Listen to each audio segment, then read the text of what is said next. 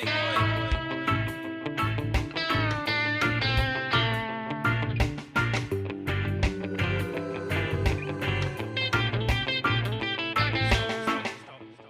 and welcome to another episode of Casting Views, the general topic podcast that takes a topic each week and, as the name suggests, casts views.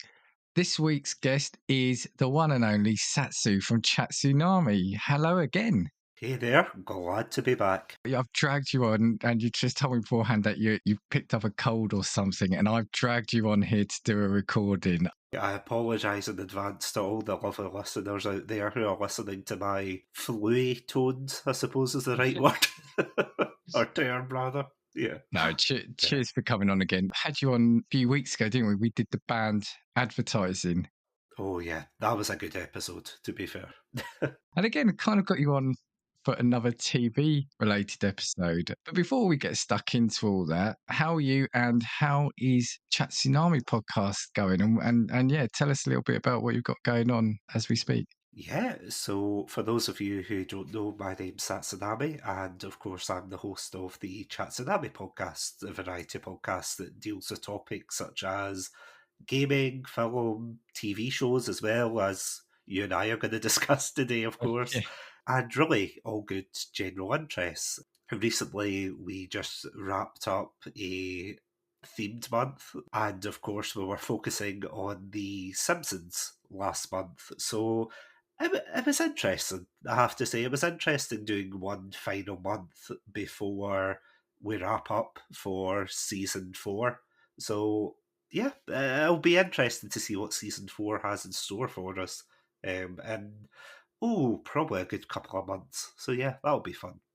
I look forward to it because, one, I've said before, I'm a big fan of your podcast. Two, your podcast is really going from strength to strength, isn't it, at the moment? It's great to see. Well, thank you. Yeah, we just reached the 20,000 mark, which feels a bit surreal, to be honest. It's I don't know what. unbelievable. Unbelievable in the sense of the number, but fully deserved. I mean, Well, thank you. your Simpsons month that just finished recently. I was going to ask, so it feels like there was I'm not sure if the poll was rigged on that final one to get groundskeeper Willie, with your Scottish connection. I don't know. I don't want to say the poll was rigged, but... See, I put that in as a joke answer because for anyone who doesn't know, I had a poll up and it had, I think it was Homer, Ned, Mr. Burns, and Groundskeeper Willie. And I thought, obviously, because Groundskeeper Willie is the quintessential Scottish Simpsons character, I thought, you know what, let's just put him in. Let's see if anybody says, yeah, sure, let's talk about Groundskeeper Willie for an hour. And yeah, my co-host wasn't very happy when he was like, we could have been talking about Ned Flanders, Homer, Mr. Burns, but no, you just had to put in Groundskeeper Willie. And I was like, I'm sorry.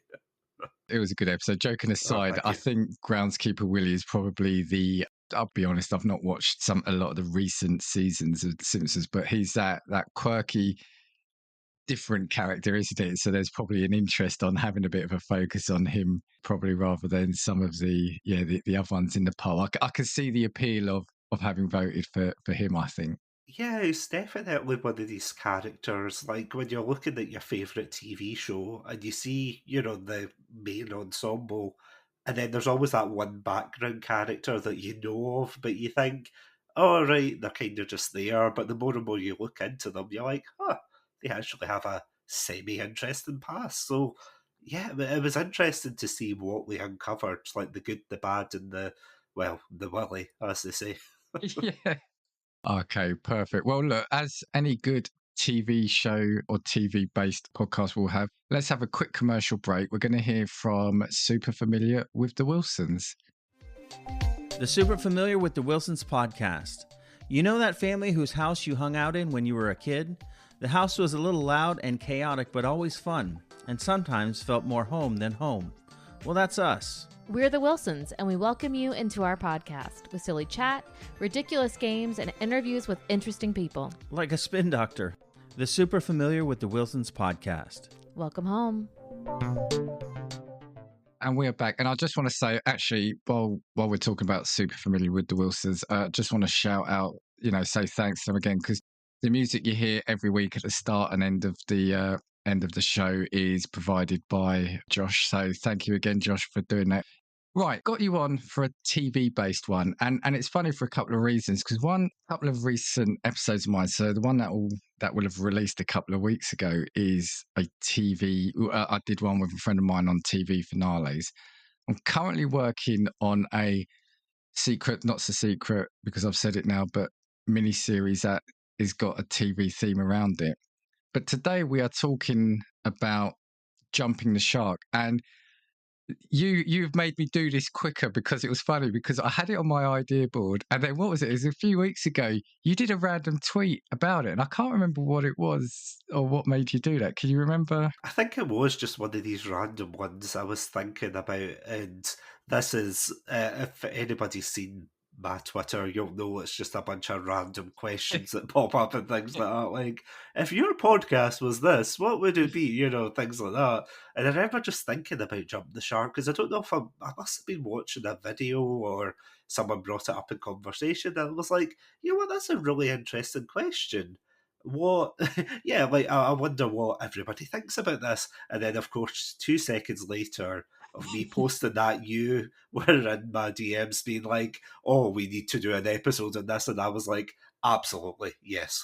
Why not? I responded to your tweet, then I remember messaging you saying, look, great question. I've got a topic on this. I want to do it now. How about you come on? Because, you know, you tweeted it. Perfect for you to be on on this particular episode then. So, yeah, here we are, jumping the shark. Now, it's a phrase that is absolutely synonymous in pop culture now. I knew where it was from anyway. Were you aware of the origin of the term? Yeah, it's quite a weird origin, I have to say. And I can see why it's synonymous with, you know, what it came from. It was Happy Days, wasn't it? With the Fonz jumping over a literal shark. Jumping over the shark.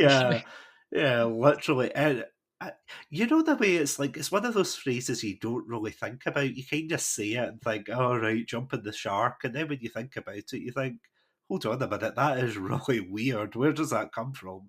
And then you go back and you actually see that clip from Happy Days, and you're like, this is weird. So you have seen the clip in question, yeah? Oh, yeah, it is. Yeah, even for like TV back then, it is a weird choice. Yeah, and it's funny, isn't it? Because, yeah, some phrases are twisted, or you look behind it and there's some metaphorical meaning. But no, he did water ski jump over a shark. That was a shark. Yeah, so I kind of, just here, I've got it for anyone who isn't aware. So, as we said, the term jumping the shark is used to argue that a creative work or outlet appears to have reached a point where it has exhausted its core ideas and is introducing new creative ideas that are discordant with its core nature. The phrase was coined in 1985 in response to a 1977 episode of the American sitcom Happy Days, in which Fonzie, Henry Winkler, jumps over a shark while on water skis. Now, what I've then also found, I was just digging around about that. So Ron Howard, actually in an interview in 2006, did discuss a little bit about this. And he said, I remember Donnie Most and I sitting there looking at the script. Donnie was really upset. He said, oh man, look at what our show has devolved into. It's not very funny.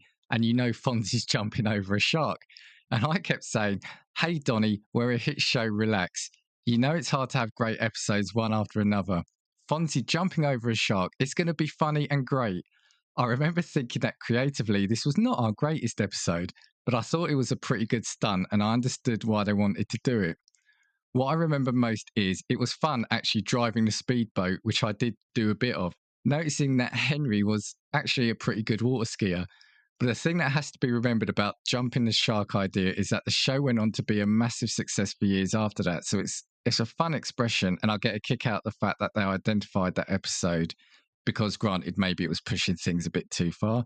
But I think a lot of good work was done after that show, and audience seemed to really respond to it. So the reason why I included that was because in my head, I'd always had, and when I was looking at some examples online, that jumping the shark was the moment that a show, as it said there, had used up all its best ideas and was the eventual downfall. But when you look at Happy Days, it wasn't. It was just people look at it and say, yeah, they've really got no other new idea and they've just done anything. So kind of, is that how you'd had it in your head, that it was either the eventual downfall of a show or just that it was just a bizarre out there idea that maybe the writers came in, had a blank bit of paper and had 5 minutes to submit an episode? Yeah, to be honest, it does seem as if jumping the shark is like a last resort.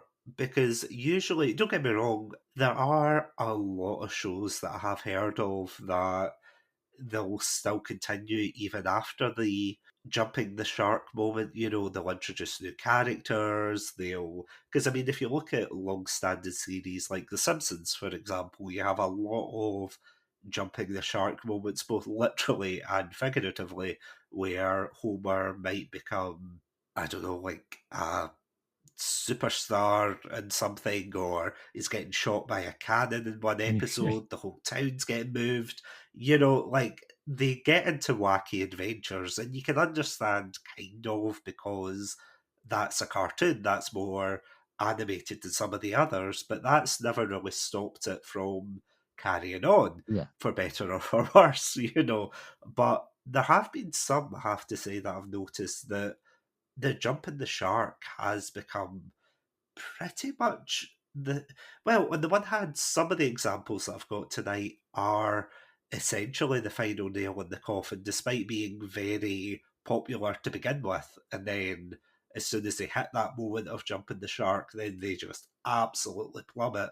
Whereas there's some others that I know still technically finished, but they had spin-offs and things like that. So initially I thought it would be the death of a show, but it doesn't seem to be for like a fair few examples. So it's quite interesting to see that even if you jump the shark, it's not a death sentence.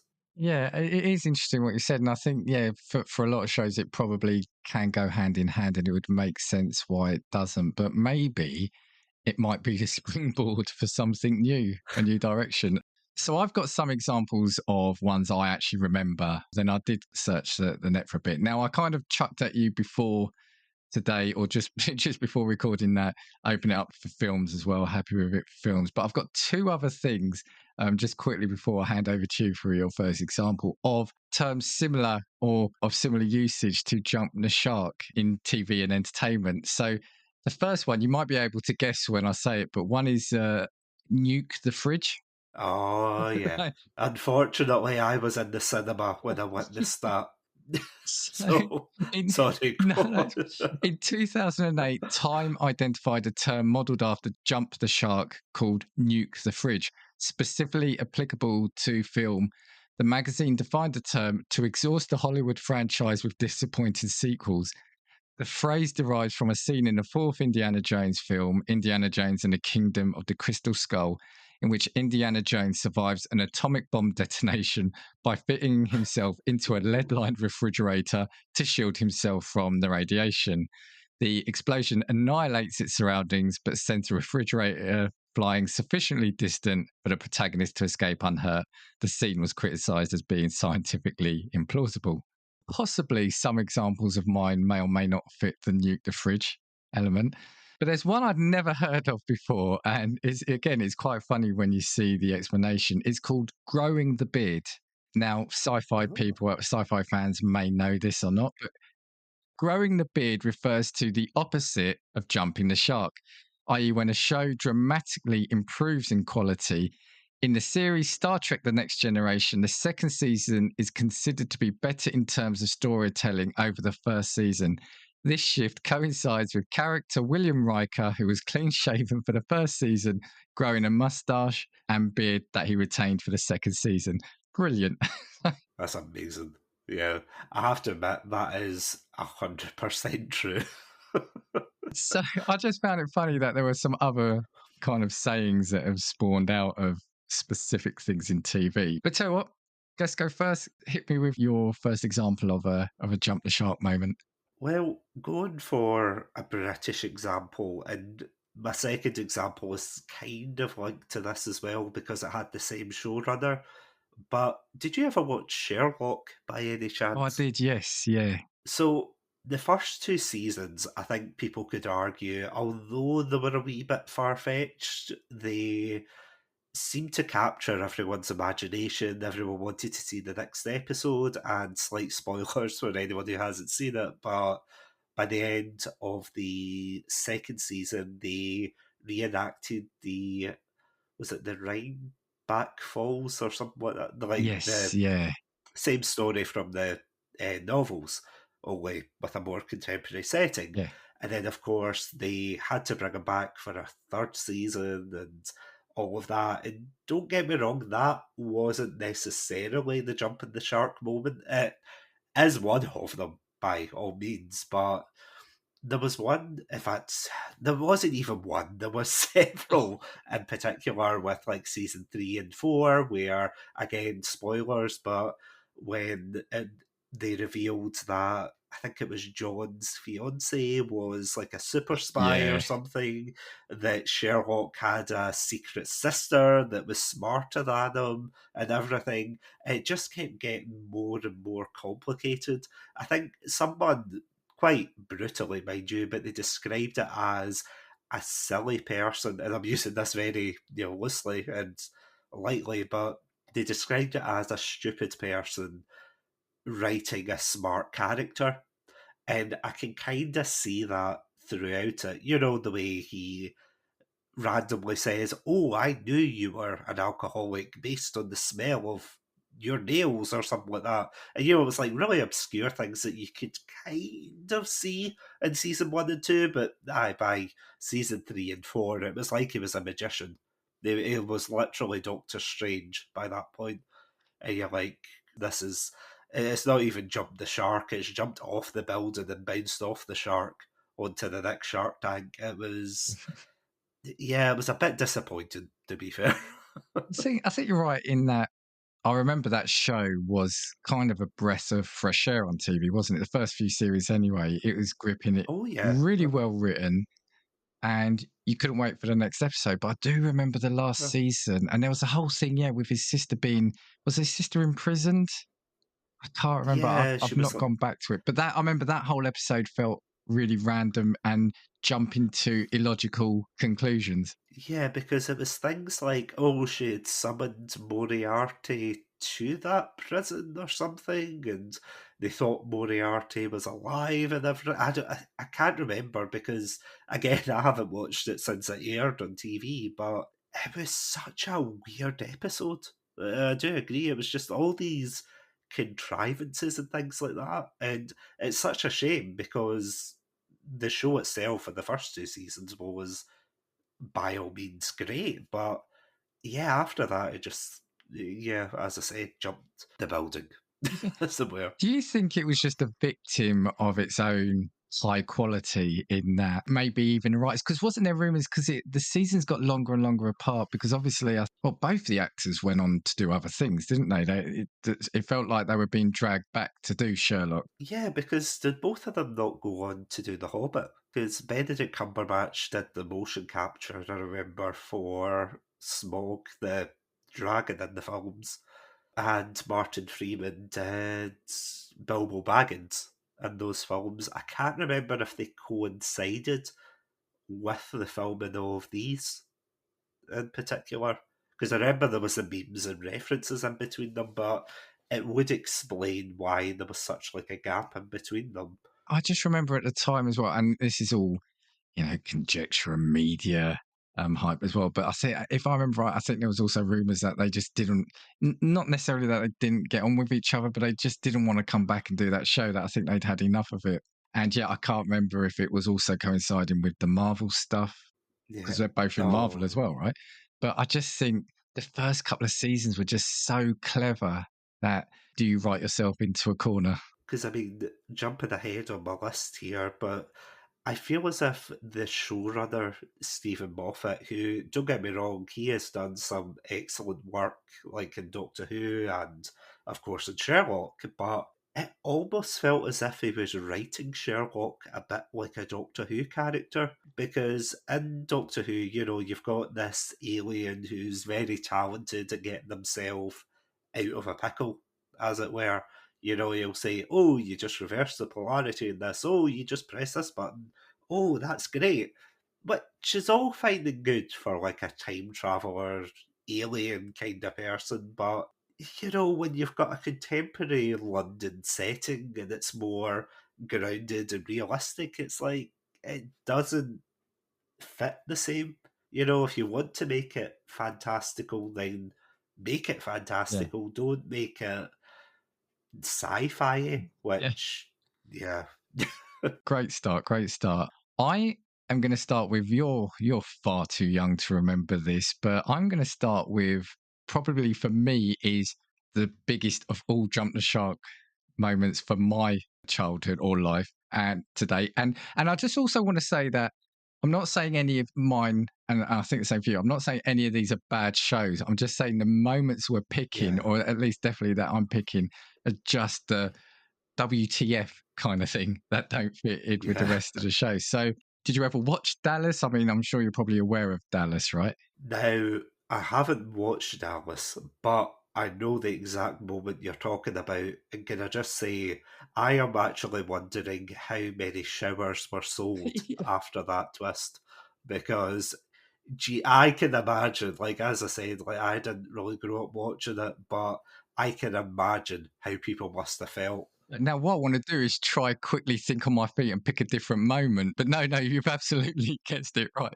Yeah. So yeah, it's the whole Bobby Ewing death and how he came back. So for people that don't know, firstly, Dallas was just absolutely huge in the UK. Anyway, it was in the 80s, so it was one of those hugely over the top, glitzy, glamorous.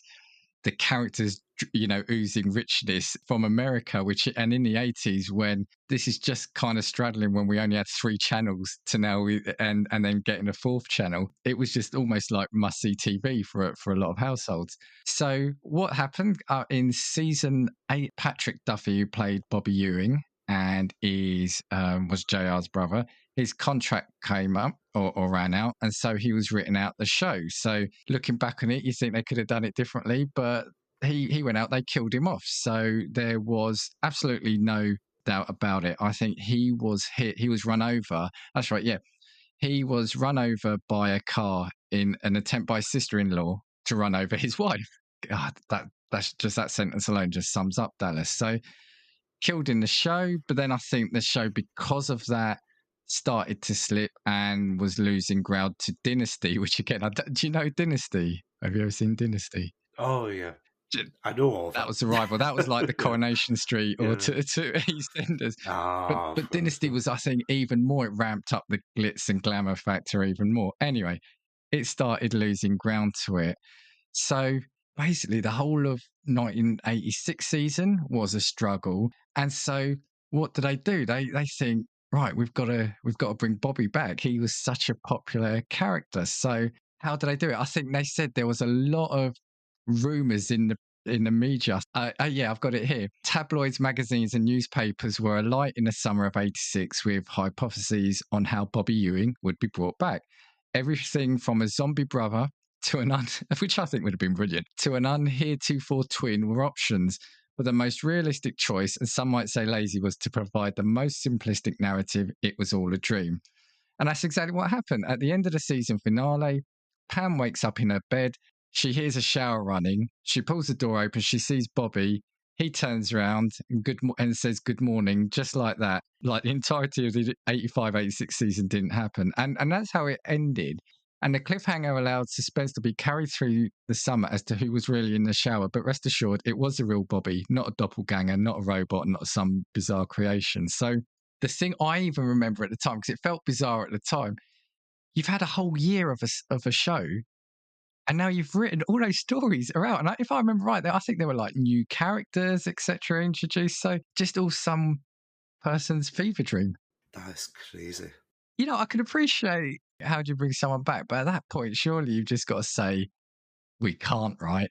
Surely someone says to whoever the writer is, like, Jim, really? If you haven't seen it, try look up the scene on YouTube. You know, not to make you feel old, but even my dad to this day still references that Whenever something happens on TV that's very much a jump the shark moment, you'll always turn around and say something along the lines of, "Oh, look, it's Bobby Ewan coming out the shower." And it's like, you're not wrong. You're not wrong. It's weird to think that of all the scenes in television, we have the phrase jumping the shark and not walking out the shower. Yeah, taking a shower. Yeah. Yeah, That's so true, actually. Yeah, if I remember from what I said in the intro, I think Jumping the Shark just beat this by a year, didn't it? So maybe if things had been different. I just remember, because at the time I would have been something like 9 or 10, so fairly young still. Even then, at that point, at that age, I still remember thinking, really? Is this what they've done? It's just, it's just proper. It is, like they said, proper lazy. It's like, let's hope nobody cares about it. And like I said, I think it would have been fine if it hadn't been a whole season. Like if maybe he got killed halfway through the season and then they decided to bring it back. But like I said, you've had a whole year of or a season of stories which are ultimately no point to it. Anyway, Dallas, Bobby Ewing, if you don't know it, have a look at it. But yeah, and the fact that it's got the cheesiest scene when he turns around with a smile and says hello, almost like he knows it's a funny thing. That's what tops it off for me, I think. It must be annoying, though, to think that you've invested so much time into a season and then all of a sudden they turn around to say, "Oh, by the way, it was all a dream." So all of those hours you sat down in front of the TV doesn't mean anything. And you're like, well, what? I wish some shows could do that and wipe out some seasons or some shows. And I wish I could do that with football as well. It was all a dream. True. What's next? So, linking back to what I was saying before, another one that might be quite a strange example is Doctor Who. And Doctor Who is one of those shows, don't get me wrong, it is fantastical, it's over the top, it's wild, it's a show for like families and people of all ages, despite maybe some fans nowadays being very vocal and let's face it, being a bit man-childish about it. But at the same time, you get a lot of moments. And don't get me wrong, Doctor Who's always, gone for the over-the-top kind of thing, but I feel as if there was a precedent that was set probably towards the end of David Tennant's run. And don't get me wrong, I absolutely love David Tennant's run. I'm echoing what you're saying here to say that I don't think the show's necessarily bad, but they did this weird thing where they took the character of the Doctor and they gave him more and more of an influence. So as far as I know, because obviously you and I both probably aren't old enough to have watched it when it first came out, in the 60s, of course, but at the same time, it started getting to the point where the Doctor became more and more important to the extent that they rewrote like the canon. I don't know if you saw this like on the news or on Twitter or anything for the last couple of seasons that they had on. I kind of got into Doctor Who fairly late in the sense of, I think it was probably on the Matt Smith run when I then started watching it from the Christopher Eccleston from the start. But then I kind of zoned out. I think because I watched so much of it in one go, I kind of petered out when it was the Peter Capaldi. So I've lost the last couple of seasons of Doctor Who. To be fair, I was the same. Like, I started because a friend introduced me in 2005 and I thought, oh, this is going to be rubbish. But fortunately, like, I really enjoyed myself. So I'm like, oh, this is great. Christopher Eccleston, David Tennant. By Matt Smith, I was kind of like yourself. I was petering out of it. I wasn't a big fan of his run. No offence to him, of course, but it just wasn't my cup of tea. And that's when they started making him like the centre of the universe. Do you know what I think? Sorry, I was going to say, do you know what I think it was for me? It was when he started getting too much, there was a lot of focus on, was he a good person? Do you remember? He was like self-reflecting, am I a good person? Yeah. And I want to see a show about the Time Lord going from planet to planet, dealing with different aliens and having these adventures, not self-reflecting and navel-gazing and wondering, is he a good or bad person? So anyway, side story, but that was me, yeah. No, but see, whenever I think of a character saying, am I a good person? Am I a good man? Do you know what it reminds me of? You know that sketch of, oh, I can't remember his name, David something, where he's dressed up as the German soldier during the Second World War, and he turns around to the other guy and he goes, are we the baddies? I don't know that, but yeah, I can get that, yeah. Oh, it's just every time I hear that phrase, I always think about that. Are we the baddies here? It's like we've got skulls on our heads and everything. And you know, it's like the Doctor who's like, he says, and I think it was the film of the 50th anniversary or something, like how he pressed the button and they destroyed the planet, and he says how he can hear the screams of children. It's like really dark stuff. And again, I just keep thinking back to are we the baddies? Because I feel as if we're the baddies, you know. But towards the end, like in the last couple of seasons, it was the Jodie Whittaker run, which personally, like, that wasn't my cup of tea, but I know a lot of people enjoyed it. And, you know, I don't want to take that away from anyone, but what I am going to take away from you is the twist about how they basically retconned the Doctor's past and they made her into like a super duper amazing mystery alien again. So she's not even like part of, you know, the secret society of time travelers and everything. She's she's like a alien that has regenerative powers and she got experimented on, and you know, then she becomes part of this other secret organization, and it just keeps going on and on and kind of building up like that. And to me personally, with all the Doctor Who has done, even with the Matt Smith era, even with Peter Capaldi, that was the moment I felt as if it just took the TARDIS, jumped over the giant space whale, and just kept going to the second star on the right, because it was. I know I'm getting my franchises mixed there, but yeah, it was a weird thing. Yeah. You think that's because the one thing I do remember about it wasn't the Doctor supposed to only have like 11 regenerations or something? So is that a way of getting out of that? Is that the get out clause for that? Was it? It was it was something like that. They said they had only, I think it was 12 or 13. I could be totally wrong in that, because they brought in John Hurt to mix up the regeneration cycle. So technically, you know, they bumped up the new ones a number.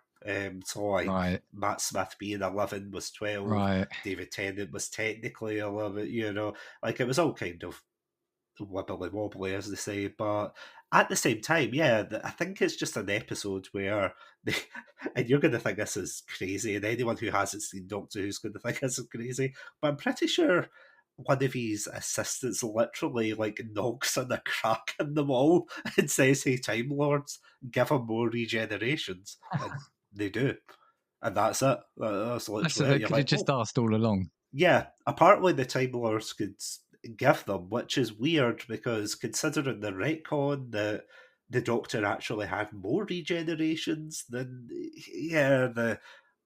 I'm all for, you know, trying new things with characters and reinventing certain aspects, but retconning the character to such a degree, that is definitely, to me anyway, it feels like a jump in the shark boat, or as we established before, walking out the shower moment there. Yeah, actually, that's what we've got to call it. Maybe I should call the episode that. Yeah. I know the show hasn't been on consecutively for 60 years, but it feels weird that something that has been around for 60 years gets such a wild rewrite like that then. When there's probably not even any hint about it, potentially, or they probably retconned that in as well, I guess. Probably. Okay, I am going to do a complete sort of about turn and go into the world of sitcoms. Now, I've got a couple actually sitcoms. I won't have much on this, and maybe it's just me because I was a huge fan of the show as well. Were you ever a fan of Frasier? I've seen a couple of episodes, and I have to say it is hilarious, but I never really watched it growing up, which that's full on me, I have to say. I loved Frasier. I loved Cheers. I thought it was a great spin-off. It was one of the few spin-offs that genuinely worked. If you've seen a bit of it, so you know the setup. You've got Frasier lives in Seattle. His dad moves in with him. He's got brother Niles. They get the housekeeper from Manchester, who's quite a dizzy Mancunian. And the whole story of it is that Frasier's brother Niles really fancies Daphne, and he's pining for her season after season. Now, for me, the jump the shark moment or the walking in the shower moment for me is they then I think it was fairly late on, so I think it had 10 or 11 seasons. So I think it was season 7 they got together. Niles and Daphne eventually got together, and for me, that's then when the show went downhill for me, because you took out one of the key components that made the show quite funny, is him pining over her and them not quite ever getting together. And to be honest, to me, even though it lasted 7 seasons, it didn't feel like it was a worn out plot point. But as soon as they got married, because all of a sudden she became a lot more refined and sophisticated, and they were laughing at Roz and Frasier, and it just felt, one, it felt weird that they did end up together, and two, it's like they totally changed the dynamic of both characters, that it made the rest of the show just not feel right to me. So I still saying, as I said earlier, I still had some good moments for the remaining seasons, but that's when it lost its shine for me. And it's like, yeah, let's just get these two together because that that's what we think people want. And no, I think it totally changed the way the show felt. That is quite interesting, though, because there is a lot of sitcoms that really depend on the will they, won't they trope. Yeah. Like, I think Friends is probably one of the big ones with Ross and Rachel, and they do get together, but then they split them up, and it's a kind of double-edged sword, isn't it? Because on the one hand, if they do get together, then the whole will they, won't they dynamic gets completely scrubbed off the table. But if they don't have them together and they take too long to get them together, then you're kind of like, well, why am I watching? Yeah. It's like this is going on far too long. Yeah, you bring up a good example in Friends, though. But what Friends did well is, like you said, they got them to be together a couple of times, but then split them up fairly quickly. And that then becomes a comedy point in itself, as much as breakups can be. And whilst they did end up together, it was pretty much right at the end of the final series, right? So, yeah, maybe if Niles and Daphne had got together right at the end of Frasier, it would have been different. And if you're changing the way characters are just by putting them together, then that feels a shame of the previous 7 seasons as well. Oh, absolutely. Okay, what's next? So I went a bit more international in my hunt for Okay. another show, because I can't remember if I told you, and for anyone listening who doesn't know, I'm very much into language learning and things like that, which I have to say does lead me into a weird realm in the world of Netflix.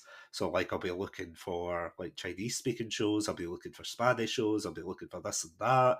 I'm not saying it's improved my language skills by any means, but one of the shows that I became absolutely addicted to was one called Money Heist. Have you ever heard of this one? Heard of it, but I haven't seen it. Well, again, this is one that I would recommend the first 2 seasons. Basically, it was a show that I think was on Spanish TV like the first 2 seasons, and then it got picked up by Netflix, and this is where the jumping the shark or walking out the bank, as it were, moment came into time. So the show's basically about this guy who, and don't get me wrong, it has its kind of implausible moments, like, oh, how did he plan ahead? You know, it's one of these ones where the heist goes wrong. It's like meticulously planned, and then it goes wrong. So they're trapped inside it's not really a bank. It's like the place where they print off like the euros and everything. So they're basically printing off the money so they can escape. And it's absolutely fantastic. It's still entertaining because you're on the edge of your seat thinking, oh, are they going to get out? Are they not going to get out? What's going to happen? So, spoilers, but for the most part, they do succeed for the first 2 seasons, despite, the stereotypical losses in the team and everything. But otherwise, fantastic TV, would wholeheartedly recommend. And then because it was so popular, they brought it back for 3 more seasons, would you believe? And it was terrible. Really? Well, not terrible. It wasn't terrible. Okay, I'll dial it back a wee bit, but it just wasn't good. It's because they decide then, they decide because one of their crewmates ends up stupidly, it's his own fault, but he ends up getting arrested by Interpol. Right. So they want to try and free him. Yeah. So the way they do that is they try to rob the National Bank of Spain, which is pretty much, as far as I know, is where they keep all the gold and things of Spain. So it just gets ridiculous. You've got a one-man army team going in trying to shoot people. You've got the first 2 seasons were a little bit implausible, but these ones are just way, way over the top. It's it goes from realism into fantasy at times. And what's annoying as well is there's a particular character that I won't spoil it, but a particular character that dies in season 1 and 2, but they bring them back through flashbacks. Oh, okay. Because he was so popular. Yeah. And it's gotten to the point where he's actually got his own spin-off coming. And it's crazy. And that's what I was saying at the very beginning. It's despite the fact that some people think that Money Heist has outstayed its welcome, you've still got spin-off series about a character who is, by all means, in the show, long, long dead. Yeah. But at the same time, that hasn't affected him because, well, why would it? The money of Netflix. And even if you look at I think there was another reboot, or not a reboot, but there was a quote-unquote reimagining of it for a Korean version. Okay. So okay. you can tell that the seasons 3 to 5, while not strong and while walking out the shower or walking into the shower, you can tell that hasn't hurt the series or hurt its reputation. So it's quite interesting to see that unlike shows like Sherlock or even Dallas, I know they technically tried to bring back Dallas. I think they brought it back in Channel 5 I think they did, for a you're right. season or 2. Fairly recently, Yeah, and then I think it just disappeared again. Neighbours just quietly retired. That is a really interesting one, because I've got something I'll mention right at the end about some place where a character dies and they bring it back. That seems to be a familiar thing, and it just smacks of laziness, because it does take away any impact the death of that character has, right? It's like the classic thing, even in the superhero films now, there's no peril anymore, because they're not going to kill that superhero. So in certain franchises and certain shows now, you can never feel tense because nothing bad's going to happen to them, especially you just think, oh well, in that show you mentioned, if another character dies, well, how do you know they're not going to bring him back sort of as a fairly regular character next week or next season? Because they even did that in, going back to my first example, they even did that in Sherlock, where Moriarty gets killed. That's right. Yeah. I always remember the fan theories where they were like, "Oh no, the way he shot himself, he didn't actually shoot him, or it was a blank, or some rubbish." Yeah, it reminds me of when I used to play games like Call of Duty, and there would be a particular character that would get shot in the head or something, and because people liked them so much, they would say, "Oh no, he didn't actually get killed," and everything, and you're like, "Oh no, such denial." But you're completely right though, with the MCU or any really most franchises that even if it's grounded in realism, you don't have to worry about necessarily bringing them back. Yeah.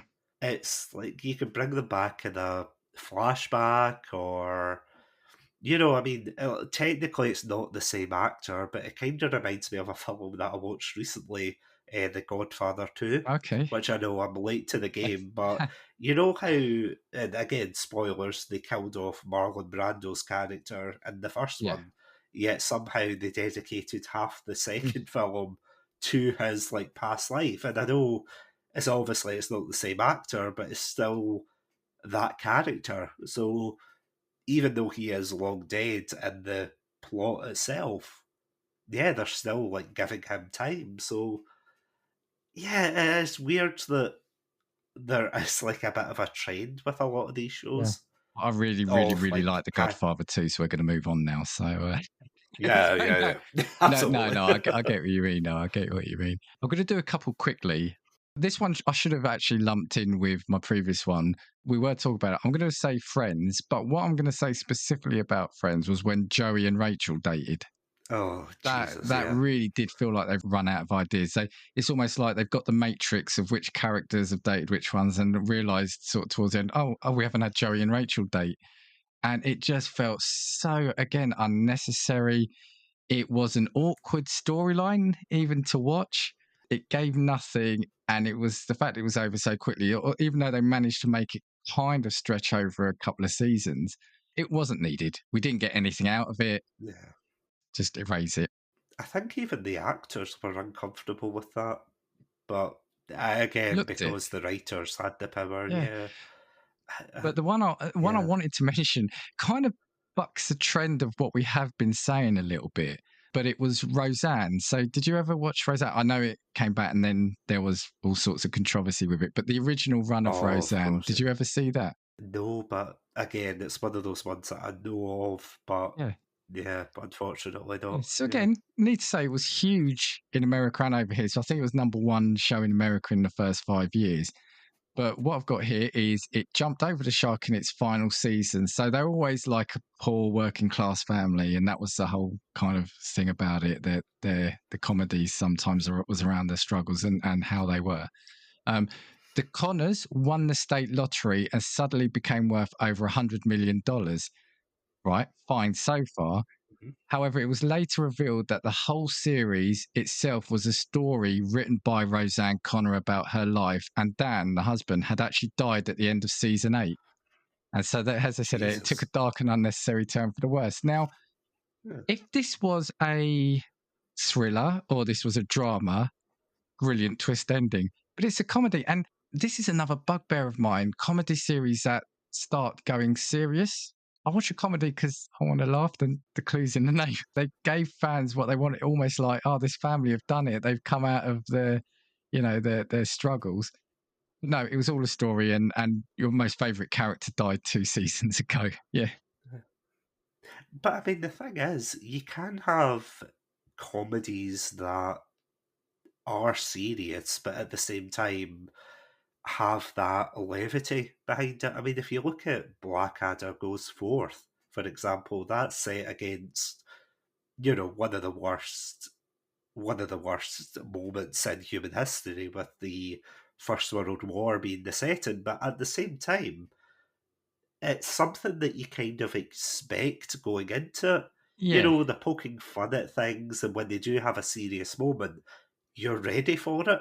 But when you just told me there that you had a family sitcom followed by, the finale saying, oh, by the way, the dad was dead the entire time, a la Sixth Sense style, you're like, that isn't right. That's it. It's the opposite of the walking in the shower that we've been talking about. It's because, and remember, so it was, what's his name? It's John Goodman, right? So he was a really popular character, larger than life, and I think probably most people were watching it for him as well. And then, you're kind of doing that. It was devastating. And again, I remember at the time, I think I'd stopped watching it for a couple of seasons, but obviously it was big news at the time. And again, I thought, I'm glad I hadn't carried on watching that. So, yeah. Oh, absolutely. Okay. Right, what else have you got? Actually, how many more have you got? Only one or two, really. I can race No, through no, them it's all right. No, go if for you it. No, want. go Yeah. for it. Give us your next Yeah. one. Well, kind of it's just a big conglomerate, I suppose, of shows. Reality TV is quite a bad one, and by extension, soap operas as well here. And I mean in the sense of the UK one. So, your EastEnders, your Coronation Streets, your Emmerdales and things. And honestly, like that could be an episode in itself Yeah. talking about how they go off the deep end, because Wow. you've Yes. got good, yeah, because I mean, you've got, and for any British listeners of a certain age, you'll know the very famous "You're Not My Mum, Yes I Am" twist. That's an example of a good one. But then when you get ones where it's like someone getting, I don't know, getting killed, or and again they come back, or they are their long lost brother or sister Yeah. or something, Yeah. or they survive a beating or something. But in terms of reality TV, it's maybe a bit harder to define in terms of when it jumps the shark, but I feel as if for shows like maybe X Factor, Britain's Got Talent, even the Bake Off is very guilty of this as well, where they try to mix things up, no pun intended, sorry, when they try to mix things up and they try to do something new with the Yeah. show. They'll say, oh, we're doing a new challenge, oh, we're doing this and that. And it just feels almost as if they are, again, they're jumping the shark, but not in the traditional sense of, oh, they're doing something wacky that's going to kill the show, but it ends up ultimately leading to that because, I mean, when was the last time X Factor was on when they tried to change things up? So, do you know, I gave up on that show after the Oh, first couple of seasons. But no, you raise a really good point, Soren. I just want to do a public service announcement here. Stop ruining Bake Off, please. I love that show. And like you said, yeah, I think they learned in the last series, I think they tried to do a bit too much, didn't they? oh, absolutely. I mean, I've talked to Sean from Review It Yourself, and my God, it is. We've talked about this in length about how they just decide randomly, at least for the last season, they decided randomly to be like, oh, we're going to do like time limited ones where some people will get a certain amount of time, some people will get less time, others it was like, oh, you just have to bake this one. Oh, can they give you instructions and things? And I completely agree with you. Or Stop tasks ruining the without bake off. bacon in. You know? Oh, they were all about Yeah. cooking, weren't I they? mean, oh God, you've Yeah. really got me wound Oh, up here now. I'm sorry. But it's like oh, the Bake Off show isn't a gripping drama. It's not a thriller. It's not a sci-fi. It's a comfort show. It does what it says on the tin. It's a great British baking show. Just show me those contestants baking in the 3 rounds. Don't mix it up. Don't change it. That's what viewers have tuned in for. Sorry, that's it. Rant over. Yeah. yeah. No, because I mean, to to get an example across the pond, there's two particular shows that I really got into Netflix. I don't know if you've seen these. One's called Nail It, and the other's called Is It Cake? Seen the Is It Cake Have you one, seen? yeah. Yeah. Well, for Is It Cake, they brought it back for a second sequel. Or sorry, they brought it back for a second season. And all I'll say is I don't agree with who won. That's all I'll say for the controversial view. But they were allowing them to do things like mess up the other props to make them look Oh, more okay. Yeah. cakey, rather than making their own cakes look more realistic, which I thought, and typical Scott here, I'm like, hold on, that's no fair. That's not fair at all. But whereas when you go into something like Nailed It is basically people who can't bake. They Okay, can yeah. make a basic cake, but they can't make it look as good as what they've been shown.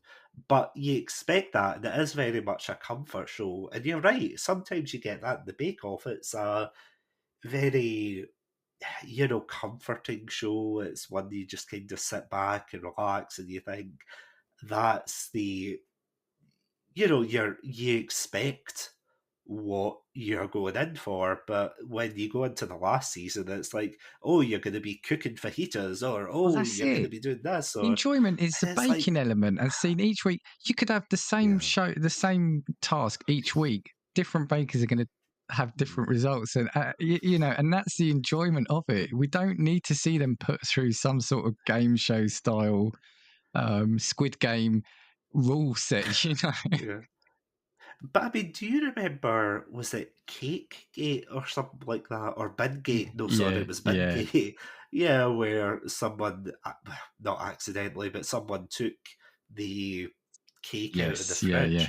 And because of that, he dumped it in the bin and everything, and because he was rightfully upset. Which I would have done, yeah. Yeah. And people were actively calling for that woman to be arrested, which I thought was hilarious. But if you think about it, that whole moment stemmed from a woman taking out the cake of a fellow contestant from the freezer. There was no wacky rule set. There was no complication. It was just make an ice cream cake, and if it's not up to scratch, then you're going to be out the competition. But when you think about the recent one, and you think of them being very picky, saying, oh, I don't like this, or oh, I don't, because that's something that does annoy me, and I feel as if maybe nowadays it's a bit better in reality shows, and apologies, this is a whole other trope, but it's the fact that when a show, or in particular, reality shows kind of going downhill, the judges will maybe be a wee bit harsher on the contestants. And you kind of think, especially Paul Hollywood, you're just like, it's a baking show. Come on.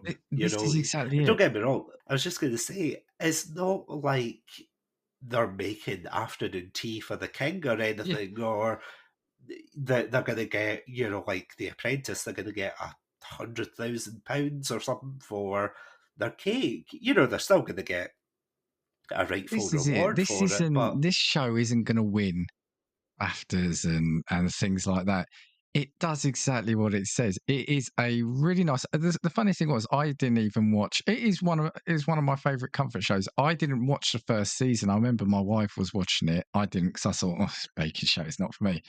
Then I think I started watching the second season, and that's it then. I was hooked. And because there is something relaxing, I love food. I absolutely love food. So there's a bonus. But yeah, what I liked about it is it was just that. It was those same 3 rounds every week in the sense of the format of the round. You got to see people bake. There was some... You get the X Factor style tragedies, in the sense of tragic baking. And then you got some really superstar kind of baking, and that's all it is. And yeah, sorry, I could go on and on about the Bake Off, but all I'll say is please don't ruin it. Yeah, what I thought you were going to say actually about, you mentioned a couple of Netflix ones, and this probably shows the first one how geeky I am as well. There was one about glass blowing. Have you seen that?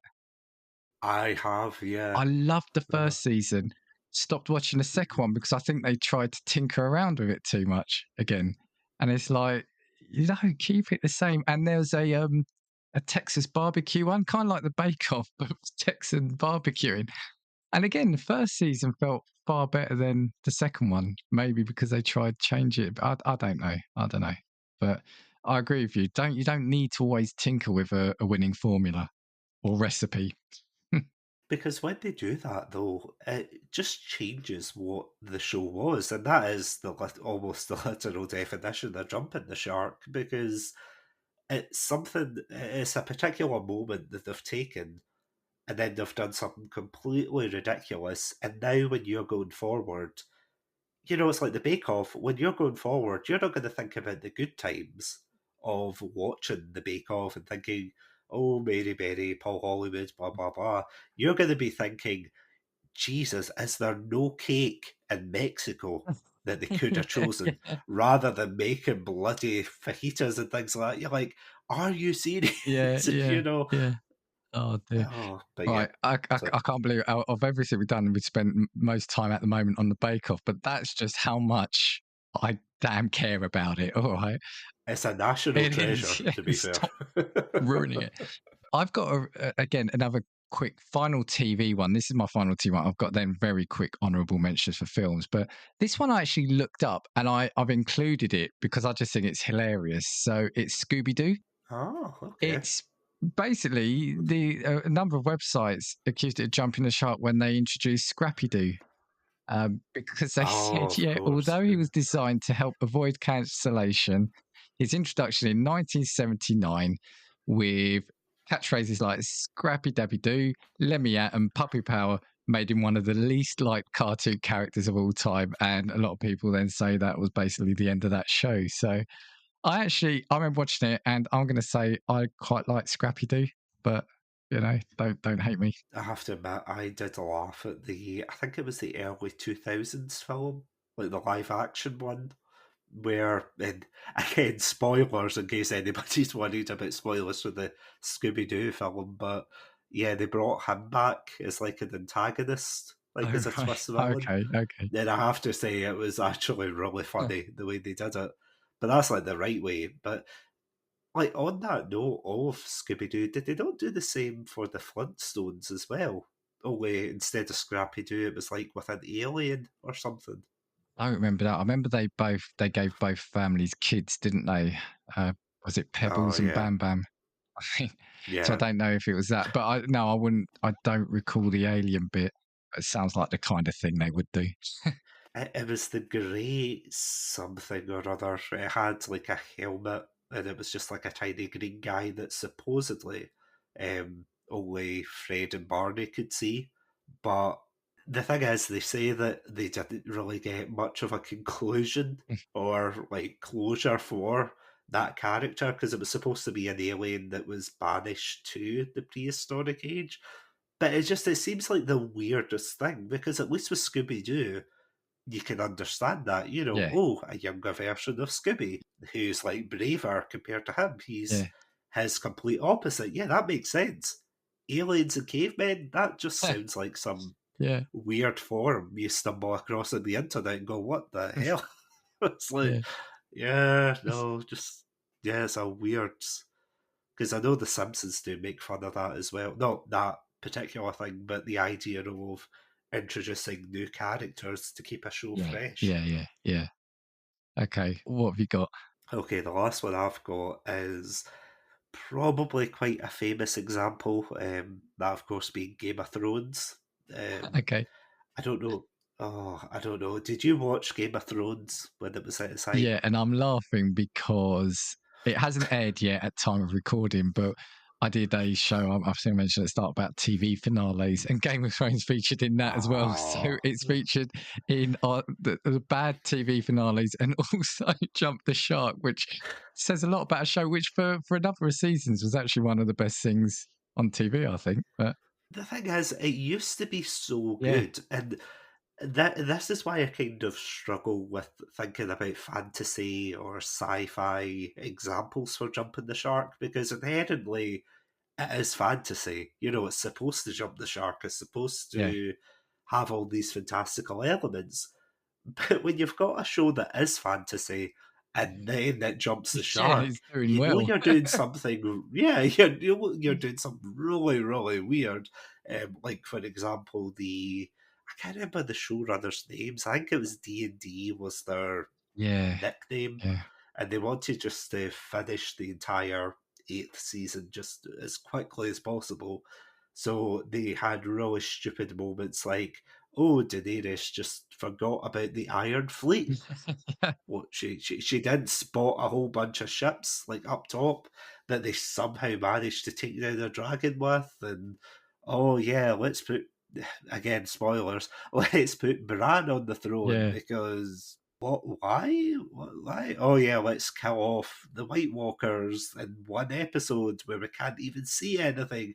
I watched that in a dark room, by the way. Yes, I yes. still couldn't make out anything. Yeah. I was like, what is going on? There's just so many moments. Like, don't get me wrong, there are moments throughout the series where you think, oh, okay, that's a bit much, or okay, that's a bit too far, but at least it was still grounded in the world. Whereas in this, it's just, yeah, the whole 8th season as Jumping the Shark. It's Jumping the Dragon, as it were. No, it really is. And that's kind of what we say in the episode about TV finales, is that it just felt like the writers, everyone connected with the show had enough and just wanted to write an ending quickly. And that's kind of what it felt like, isn't it? And it's a shame because it was one of these shows that just had such an impact on pop culture. Yeah. You know, people were, for goodness sake, they were naming their children Khaleesi at one point, which I wouldn't say, like, I'm a fan of the show. I wouldn't say I'm that much of a fan of the show that I would call my child or my dog or anything Khaleesi, but yeah, it was definitely a touchstone at the time. Like, everybody knew what Game of Thrones was. They knew even the bare basic references. So to have a show that, I mean, again, that's another example though, because despite the horrific ending and the fact that the reputation will never recover from that, they still did the spin-off. Was it House of Dragons? I've not watched it though. I've not watched it. I haven't. It's one of those things. I know it's got good reviews, but I kind of feel like I'm done with it. That final season just did me. Because that is quite an interesting thing though. It's like, even though you've suffered through like the good, the bad, and the downright ugly of a show, if they come out with more of that content, you're kind of like, well, what's the point? You know, like, there's a particular, one slight side tangent show I watched. It was an anime called The Great Pretender. I don't know if you've ever seen this. No, I haven't. Long story short, it's like about a group of con men, and this guy gets kind of inducted into their group and everything, and each season they focus on conning particular people. By the last season, for anyone who's seen The Great Pretender, they'll know exactly what I'm talking about, but it is balls to the wall crazy, and not in a good way. It's like, so much so that they build an identical tower, pretend that someone else or a couple of other characters get killed off and everything. It's all these events that they seem very final, but then of course they're not final because they just bring them back because that's what the writers can do. Which I have to admit is something that they don't necessarily do in Game of Thrones, but I mean, the damage is done, dead or not.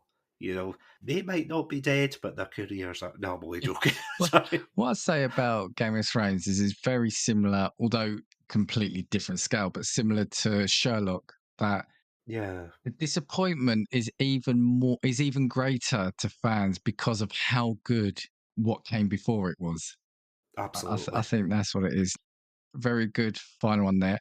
I'm going to just do a couple of quick honourable mentions, and I've broken my rule of the duration of an episode, but we needed to speak all this, and I think our rant about Bake Off needs to be heard. We should have done that at the start. That needs to be an announcement for more people to hear. But I've just got a couple of films I want to throw your way as an honourable mention. One, I've got Fast and Furious, and in brackets, I've got Take Your Pick. No, right. I have to say, I love the Fast and Furious films. Again, I got into them late. I literally only watched them this year. They're dumb fun, right? But a car in space, come on, you know. I mean, I have to say, like, I mean, you say you got into them late. I still haven't watched, as of this episode, I still haven't watched the Fast and Furious films. Do it. Not yet, but I know what well, not what happens, but in the sense that it just gets more and more ridiculous as it goes on. I've even got a friend who says that, I think it's Hobbs and Shaw. Is that a spin-off of it? Yeah. He swears that it is a fantastic film. He's like, watch it. It's one of the best action films you will ever watch. And I'm like, that is amazing. I love it. I'm being honest. I love them. It's like the Expendables of this kind of, like, the car scene, if you know what I mean. But if you go into it knowing that the first one is kind of grounded in a bit of street racing, and the Tokyo Drift is supposedly also grounded in the street racing. Once you accept that, after that, it's going into the weird, not weird, but the over-the-top action film. It's fine. But there are a couple of sequences, and the one I mentioned about a car being used to go into space, that thread is really being pulled quite thin there. Yeah, Fast and Furious, take your pick. And for me, again, one that really hit me just actually today, funnily enough, was Jaws 4. Oh, yeah. So have you seen all the Jaws films? I know what happens in most of them because I've seen a couple of reviews of people talking about how it went from a shark film to downright crazy, like man-hunting shark. And I think, is that the one with Michael Caine in it? It is. And I remember seeing this at the cinema as well. And absolutely, it's gone from quite a terrifying, tense film that made you not want to go anywhere near the water to, in this fourth one, the shark has got a grudge and is actually hunting them. If I remember right, I think it follows the family fly to the Bahamas or something, and the shark follows them. And it's actually going after the family. And it's like, you put it into the realm of like that schlocky, like Nightmare on Elm Street kind of spoof horror almost. Yeah. So again, literally shark, jumping the shark there. And I think it was a shame it was the last film, but it was just bizarreness. So well, look, thank you for that. I think we've had a bit of fun with a lot of those, right? Absolutely. Totally. And like I said, before anyone does get the wrong instinct, we're not saying these are bad. It's just picking moments out of potentially good shows or ideas that do kind of leave you scratching your head, right? So, but if there's something we haven't said, let us know. Drop us a tweet or an email. Let us know your thoughts on it if there's any obvious ones we've missed. Satsu, thank you again for giving me your time. Do you just want to shout out what your socials are, how people can get in contact with you? Yeah, absolutely. So if you want to check out more of my content in particular, you can check us out at our website, podpage.com/Chatsunami, where we also do have a contact page. So if you want to reach out to us directly, please feel free to use that. And can't wait to speak to you. We are also on most platforms. We're on Twitter under the name Chatsunami Pod. We're on Instagram under the name Chatsunami. We're on Facebook. We're on Threads. We're on TikTok. Can you tell that I'm a little annoyed that we're on everything now because of Threads is the new one I've got to get used to saying, Oh, Threads as well. My goodness. So many, but if you want to catch us there, then please feel free to check us out there. But as always, thank you though for having me on. It's always a blast coming in casting views. It's a pleasure. Thank you. Just a real side note, Threads name always reminds me, there's that doomsday film, British film called Threads, isn't there, about nuclear fallout, which apparently, I've not watched it, but is one of the most depressing and distressing films, apparently. And every time I hear Threads, I just think of that. Do you know, funny enough, you're not the first person that I've heard say that. And every time now I think of it when I hear Threads, I'm like, oh, great. So you should do an episode on it. You should do an episode on it. I'll need to watch it first, and then I'll need to convince that goes. So, sorry, diversion. Please do follow, subscribe to Chatsunami if you're not. It really is an enjoyable podcast. If this is the first time you're hearing this podcast, please consider pressing the subscribe button and leaving a rating or review where you can. You can get hold of me at castingviewspod@gmail.com. And as Satsu said, I'm on Twitter, Instagram, Threads, TikTok under Casting Views. So, feel free to drop me a note on there. So, that's all for this week, and we will catch you next time. 1, 2, 3, 4. If I want your opinion, I will give it to you. Come on, take what we've got, 'cause you need it. Don't make us get